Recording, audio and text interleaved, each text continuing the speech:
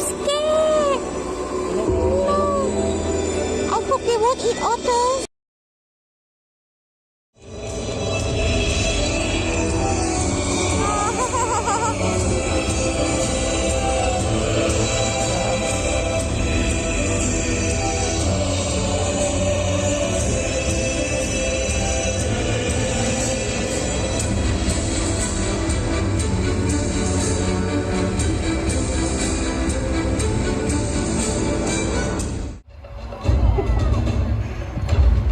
Okay, Titan the turkey vulture can be found from Canada all the way down to the tip of South America. They are the most numerous vulture species in the world, numbering way over 10 billion of them. Now, as I mentioned earlier, they have a keen sense of smell, so they are usually the first to locate a carcass and land on it. But at times, they might not be able to feed on it yet, as their beaks are not strong enough to tear open large carcass skin, like a buffalo carcass, which is why they have to wait for other species of vultures to help them out. And these birds have very strong stomach acid, almost 0 pH level, so you can imagine how powerful their digestive system is. Alright Titan, it's time for the head home now. All the way back to the top. There, there, there. Okay, let's give a big hand for Titan, our turkey vulture. Maybe it's out on a tree, maybe it's underneath a bench. There we go, our owl is right up there. A gentle reminder for everyone to remain seated and be as quiet as possible because you're about to experience the owl's unique ability of silent flight. Wow, very silent indeed. I'm pretty sure no one here was able to hear the owl flapping his wings when he is making his way down. Now this is because owls have very soft edges at the tip of their wing feathers, which is why when they flap those wings, there isn't any sound at all. But why do they need to fly so silently? Does anybody know what type of prey do owls hunt for at night?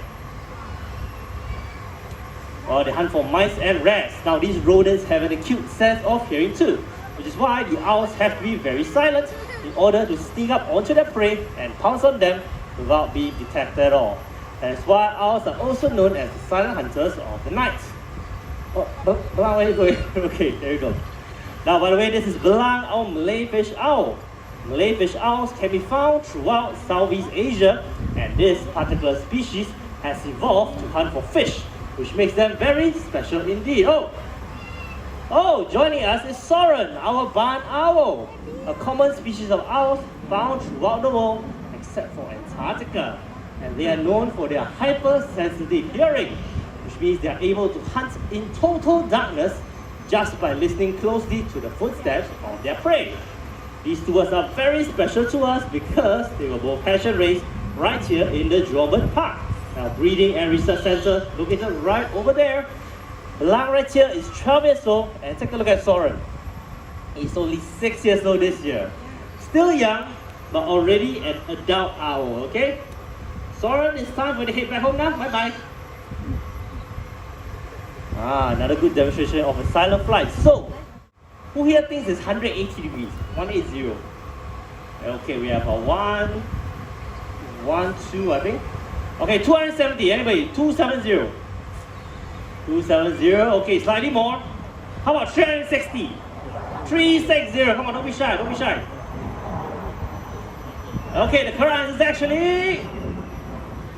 No, it's actually 270 degrees. That's right. So 180 is what you and I can do from the left to the right. 360 though, it is a full circle. If allowed to do that, he will sprain his neck, and we do not want that to happen, okay? It's only up to 270 degrees. Nothing more than that. Alright, Belang, it's time to head home too. There we go. Let's give a round of applause for our beautiful owls, everyone. High up on the trees or flying really high up in the sky looking for their food. But some of them can also be on the forest floor searching for foraging for food as well. So right over here, I have some rocks, and I'll put some pieces of food underneath it. There we go. Let's do this. So I have 3 pieces. And in the center, we have a pile of leaves. And over here, one more insect hiding underneath this tree bark. Okay, looks like my stage is all set up and ready for him. So everyone, let's meet Raul, our southern president Caracara. Round here, boy. Okay, now he's heading straight for a rock, and let's see what does he do with it. Let's find number 1. Insect number 2. Where's number 3? Is it underneath that one? Come on. There we go. Well done. Let's give it a big round of applause, everyone. Very fast. And what do you do to the leaves? Excellent. So once again, he uses his long legs to see across and look for food. Great. And let's see what do you do with the tree bark. How do you find the food underneath it? This time around, he uses his beak to help him up. There we go. Well done. Now, if insects were to take off and fly away, he's able to jump and catch it. Well done. But that's a really low one. Let's try something. Hiya! Whoa! Let's give a big hand, everyone. Very high jump indeed. You can join the Olympics next year, don't you? Okay. By the way, Raul right here is a southern crested Caracara, and they can be found in the South America. And this year he is already, did I know something? This year he is already 30 years old. Over here.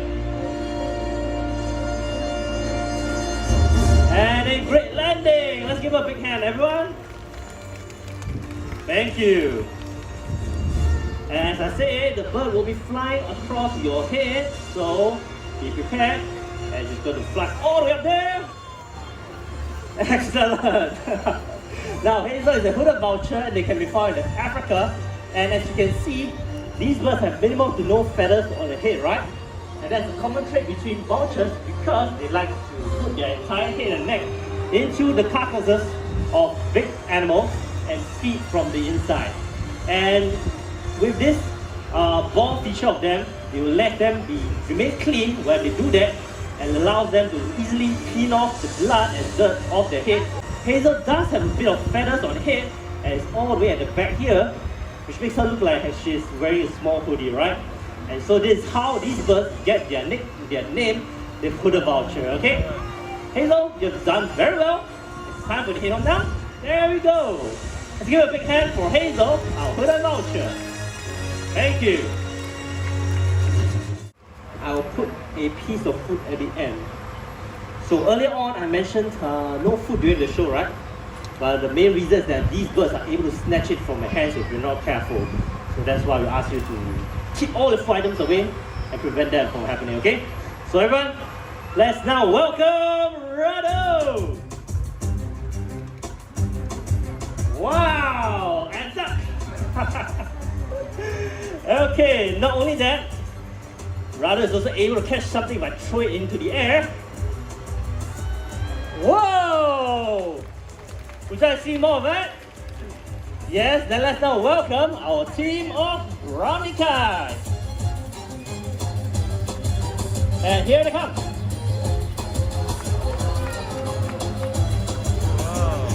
Okay, I'll be throwing 5 pieces of food high up in the air, and let's see if our Brahminy Kites are able to catch them. That was number 1, number 2, number 3. Let's go. 4, and last one for you. Come on. Number 5. Let's get a big hand, everyone. Can be found in Australia, India, and Southeast Asia. So right here in the Jurong Bird Park, we do our part in conservation and rescue work. In fact, our next bird of prey making his way out was actually rescued and nursed back to health by us. So let's now welcome Genghis, our Himalayan Hooded Vulture. These species can be found in the higher regions of the Himalayas and Tibet. Some migrating juveniles heading south happen to have lost their way and have ended up in various parts of Asia. Genghis happens to be one of them.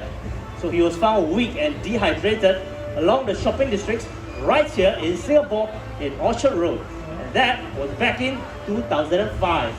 We went out there to rescue him and nurse him back to good health. Now take a good look at him. Don't you think he's very strong and healthy now? Well, after all, he is a survivor.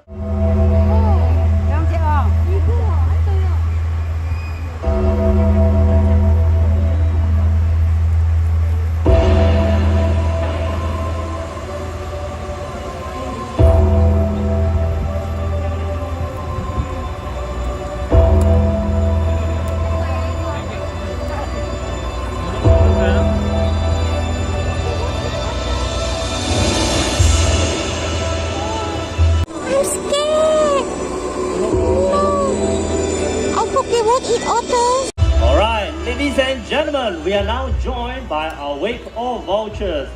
The two brown ones are the cinereous vultures, which can be found in Europe and Asia. The two white and black ones, these two are the marble storks, and they're not vultures, but they coexist together with them, feeding on dead animals as well. Now, vultures and other scavengers are very important to the ecosystem as they help to reduce the spread of contagious diseases by clearing out animal carcasses. That's why they are also known as nature's cleanup crew. Unfortunately, many vulture species are rapidly declining in the wild due to threats such as poaching, deforestation, and even poisoning of carcasses. Fortunately for us, Wildlife Reserve Singapore is now working hand in hand with BirdLife International to help protect and conserve 3 critical vulture species in Cambodia. And these are the white-rump vulture, red-headed vulture, and the slender-billed vulture. So let us all continue our efforts and support to help protect them from the brink of extinction. And with that, after having seen all these birds floating today, I'm sure we can all agree that they certainly deserve and bear the title, the Kings of the Sky.